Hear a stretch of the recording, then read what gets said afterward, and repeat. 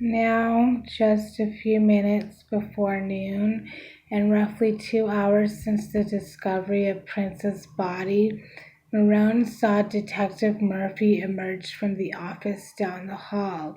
He made a phone call, whispered briefly with the woman who drove Marone from Paisley Park, and announced he was now ready to speak with the 26-year-old. Questions started simply enough, and Detective Murphy learned Marone's primary tasks as Prince's personal assistant included handling the day-to-day logistics involved with scheduling, planning meals, dietary intake, and arranging travel. Marone did most of Prince's shopping and provided general support for his daily needs, which could vary drastically from one day, 1 hour to the next. Hired by Prince about 18 months prior, Marone lived at home with her parents and provided Detective Murphy with a cell phone number and email address. A model by trade, Marone heard about an opening at Prince's staff from a makeup artist who occasionally worked with members of the band Third Eyed Girl. Prince seemed to build quick trust with the woman who bore a striking resemblance to Sheila E. from the late 1970s and granted Marone full access to Paisley Park. Payroll disbursements suggests Marone earned under $6,000 per month, and Marone insisted she enjoyed her job. He was an amazing person, Marone said. Soon, more pointed questions put a guarded Marone on the ropes. Detective Murphy applied some pressure as he began focusing on Marone's timeline of events. "What brought you out to Paisley Park this morning?" Detective Murphy asked. "We hadn't heard from Prince since 8 p.m. yesterday. He usually communicated throughout the night," Marone said. The last exchange Marone claimed to have personally had with Prince was at approximately 4:30 p.m. The previous afternoon, she seemed hesitant to offer much more, frustrating the detective, trying unsuccessfully to lock her gaze. "What we're trying to do, Marone, is figure out the last time that anyone saw Prince or talked to Prince, and I just want to verify the information you're telling me, okay?" Detective Murphy rumbled. Marone nodded in understanding. Detective Murphy suggested Marone walk him through Prince's last 24 to 36 hours. An open-ended question extracted some checkpoints for his timeline construction. "So what was going on yesterday?" Detective Murphy asked, sounding for a second time more like a father than a cop. "He was going to the doctor to get a general checkup," Marone quickly replied. "That's all I know. He slept all day and he went to the doctor around 4:30 p.m. Kirk and I were going to go, and that's why I was there, but Prince said, 'You don't have to go, I'll go with Kirk.' So Kirk and him went and I left, and it was the last time Marone said she personally interacted with Prince, to include by phone, email, and face-to-face." Marone told Detective Murphy she watched Prince and Kirk drive away before traveling back to her nearby hotel room. Marone returned to Paisley Park around 7 p.m. to meet the chef, Ray. "Do you know if Ray cooked for Prince that night?" Detective Murphy asked. "He did," Marone responded, "but I don't think Prince ate any of it." Marone stated with certainty that Ray did not see Prince face-to-face after she did that night. "We just had him pack up the food and then just leave it in the back," Marone remembered. "I don't think Prince ever came to the back to grab the food, though." Marone spent the next 90 seconds conveying her wishes to notify Ray of Prince's death herself, saying she had to let him know that you guys are calling and that she didn't want to freak him out. Marone revealed several text messages from Ray remained unread on her phone. Email logs later obtained via search warrant revealed Prince and Marone exchanged messages about switching to a new brand of bottled water during the mid-afternoon hours of April 20th, and cell phone records showed no phone contact between the two since even earlier Wednesday. Did Marone ever sleep at Paisley Park? No, Marone said, emphasizing neither she nor Kirk ever slept at Paisley Park, and explained how Prince stayed in the mansion alone most nights.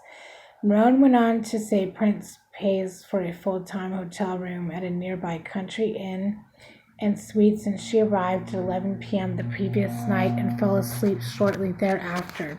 Detective Murphy asked which hotel entries she used, and Marone described the entrance she preferred to use. Detective Murphy knew the area, and he was silently hopeful security footage would be able to corroborate Marone's statement. The chef, Marone said, left before her around 8:30 p.m., and to the best of Marone's knowledge, nobody else visited Paisley Park last night other than herself and Kirk, both of whom said they left Paisley Park at 10:30 p.m. Nobody else that you would be aware of would have been on that side of the building, or you could have gotten there without you guys knowing? Detective Murphy asked. No, I don't think so. It's possible, but I don't think so, Marone said. Marone, at Detective Murphy's request, drew a map of Paisley Park on a blank piece of white copy paper. The common interview tactic allows a subject to illustrate thoughts rather than verbalize. Marone's identified the green room as Prince's bedroom, segmented out the studio wing from Prince's side of town. Marone labeled the kitchen, where Prince's food remained untouched, and circled the area where she and Andrew waited upon arriving at the property early that morning. Marone explained Prince's affinity for locks and walked Detective Murphy through a designated system allowing Prince to bolt any one of a number of second-floor doors if he felt threatened or just wanted to be left alone. Law enforcement found no such doors locked when documenting the scene later that day. Possible access to Prince's side of the property could also come through the garage, which only Marone and Kirk had the capability to open from the outside driveway. A pointed question interrupted her sketching. Has Prince been struggling with some things lately? Detective Murphy asked. I'm not aware, Marone replied. The response sent a flush through Detective Murphy's face, ignited a tense exchange between himself and Marone. Not aware, you're his personal assistant, but a guy who just flew in from California this morning seems to have a reason to believe that he was here to help Prince for a reason, and I think that his personal assistant would know what we're trying to find out. Detective Murphy fired, the volume of his unstammering voice rising.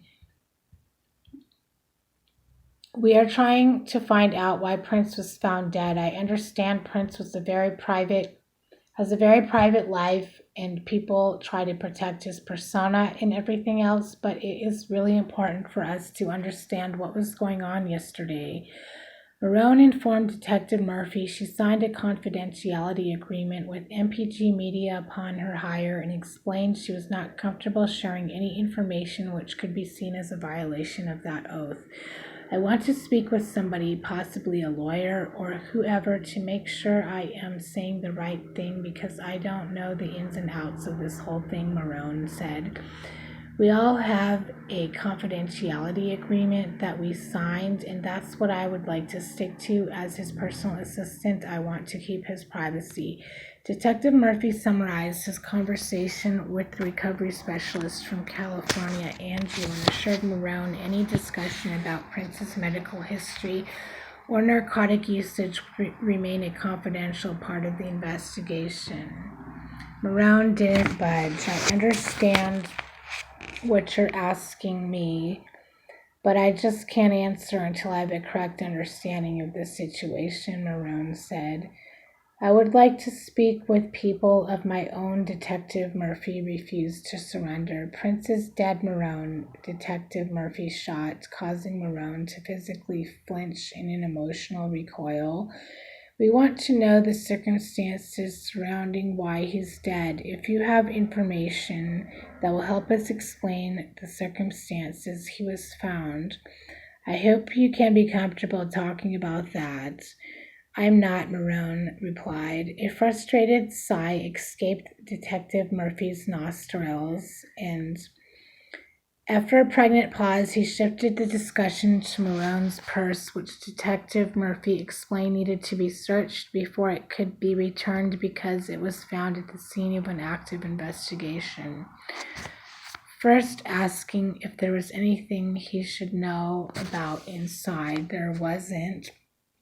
Followed by permission to search the bag he could. Detective Murphy methodically emptied the designer purse's contents. Because we are dealing with an unwitnessed death, we have the right to control the building and go through stuff, Detective Murphy outlined as he unzipped the main compartment and removed the first articles. Aside from what he would later describe as a significant amount of cash, more than $3,500, no items of relevance were discovered.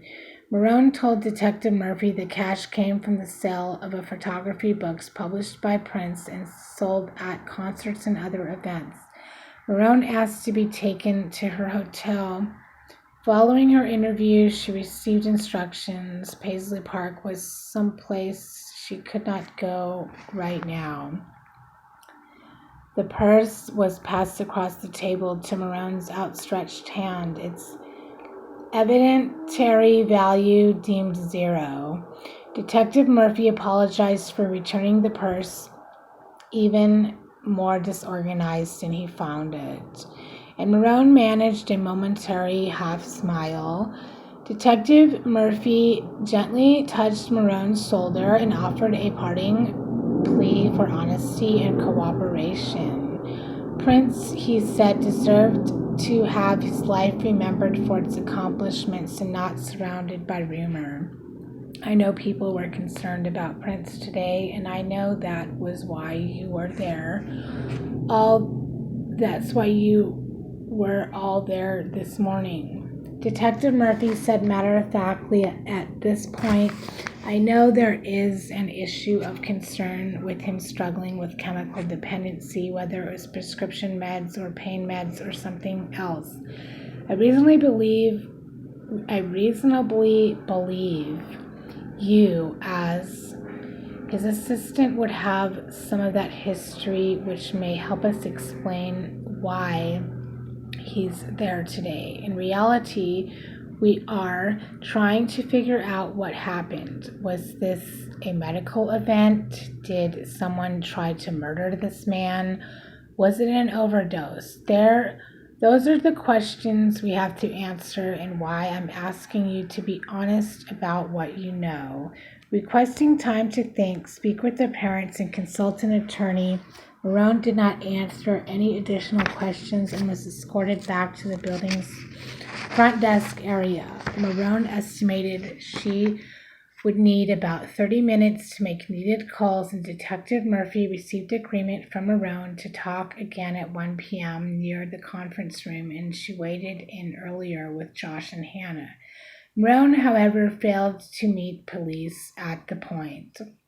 A second call from Detective Murphy at Chanhassen City Hall to Detective Meyer at his post near the elevator landing covered Marone's unwillingness to discuss Prince's medical history, and her desire to consult with an attorney told Detective Murphy to give Marone a ride to her room at the Country Inn and Suites she stayed and bring her back to the studios. Detective Meyer recounted there was one problem: Marone was nowhere to be found. Detective Nelson called me and said he had been waiting for Marone to come back, but she never returned. Detective Meyer later reported he said he tried to call her and knocked on the door to her hotel, but that she did not answer. I told him to return to Paisley Park and assist us in executing the search warrant. Prince's only full sibling, Tyka, arrived at Paisley Park sometime around noon with her husband, Maurice, and Prince's nephew, President. Tyka agreed to give a short statement to Detective Wagner before viewing her brother's body for the first time with the rest of her family. Tyka told Detective Nelson about her and Prince's parents divorcing many years ago, and that both had since died. Prince had several half-siblings and 2 nephews, as well as a few ex-wives. He was not currently married and had no living children. Tyka last saw her brother the previous Saturday, April 16th, at the dance party Prince hosted at Paisley Park. She wanted to check on him myself and see him face to face after hearing about the emergency plane landing in Illinois like everyone else. Most of her information up until that point came from news reports. I listened to his chest for myself to see if I could hear any wheezing, Tyka told Detective Wagner. She did not. Guests attending the party watched Prince's concert in Atlanta on a large projection screen. Tyka remembered watching the performance with her brother and telling him she was proud and that he sounded good. He looked a little skinny, but he acted like himself, Tyka said. Prince hated when his sister worried, and Tyka told Detective Wagner he wouldn't have discussed any medical concerns with her. She knew of no chronic illnesses other than his left hip problem, and said bouts of epilepsy during childhood disappeared as Prince aged. High blood pressure and diabetes ran in the family, but Prince suffered from neither as far as Tyka knew. Prince called Tyka from Paisley Park on Monday, April 18th, looking for information on their family tree for a book memoir he recently began writing. Tyka passed along what she knew and gave Prince a mini lecture. I told him he needed to eat more, Tyka recalled, adding Prince cracked a joke about being concerned he looked heavy. Tyka worked for Prince, and her brother paid Tyka a regular salary. Her primary responsibilities centered around finding unauthorized content on the internet and serving the violating site's host with a cease and desist order. Detective Wagner later found financial transactions from Prince to Tyka for this task and would learn Prince often surfed obscure corners of the internet looking for unauthorized content usage. Prince also paid for Tyka's home in Minneapolis. He was always very positive and never wanted to talk about anything negative, she said. My brother did not believe in using drugs or alcohol, just work. Detective Wagner pressed the top button on her recorder and thanked Tyka for her time. She watched as Tyka joined her family and shortly thereafter said a final goodbye to her brother before being escorted from Paisley Park to grieve in private. Tyka gave a brief interview to a BBC journalist in the months after Prince's death, but generally declined all requests for interviews. Texts to Tyka sent in November 2018 seeking comment on Prince's death. The ensuing investigation and status of the estate went unreturned. A clatter from near the main entryway caught Detective Meyer's attention. He looked up to see Dr. Quinn and her assistant Kat swinging open the double glass doors, a mobile laboratory behind them. 4 arriving technicians from Hennepin County Crime Lab, team leader Lieutenant Todd Turpit, Sergeant Kevin Swartz, Sergeant Shane Magnusson, and Deputy Sarah Buck entered simultaneously, grounded their gear before receiving a SID TREP type, SITREP type. Briefing from Detective Meyer, leaks of any kind, even the briefest of disclosures to friends and family, would not be tolerated. And maintaining scene integrity stood alone atop law enforcement's list of immediate priorities. The crime lab team nodded in solemn understanding. The new arrivals listened to Detective Myers, detailed his plan to divide the mansion for purposes of searching. He wanted every square foot photographed before law enforcement began combing through the mansion's interior. It would be about 2 hours before the search warrant was ready for execution, and the techs silently began prepping an assortment of cameras, lights, and other tools of their trade. Several first responders made comments about the temperature inside Paisley Park, which currently hovered near 75 degrees. The space heater, also set on high, sat blowing in the kitchen. Kirk showed Detective Meyer how to operate the thermostats, and he turned the dial down to 60. Some would later speculate the temperature inside Paisley Park contributed to Prince's flesh feeling warm despite signs of lividity and rigor. Now crouching over Prince's midsection, Dr. Quinn discussed with Detective Meyer her plans to remove the body. The two agreed a quick transfer to the morgue would be best and take place as soon as techs processed the elevator landing. Nearby, several arriving members of Prince's family were requesting to see his body. I explained that I would make sure they had a chance to be with Prince before he was removed, but that the processing of the scene had to be done first. Detective Meyer later recalled the doc swabbed both the Prince's hands and the circumference of his neck, and the first pieces of physical evidence officially collected during the investigation. Lieutenant Kittleson handed Detective Meyer a blanket to cover everything but Prince's left hand. It was then that Detective Meyer inspected the interior of the elevator for the first time.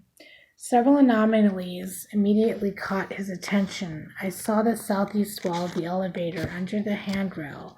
That there was fluid splashed on the wall, Detective Meyer later wrote. I made a mental note to have this area photographed and a swab taken of the substance on the wall. Running down the stainless steel bulkhead of the fluid pooled on the elevator floor, a scuff mark, perhaps from a boot or shoe, on the lower portion of one wall also caught Detective Meyer's attention. Learning a third, at this time, very brief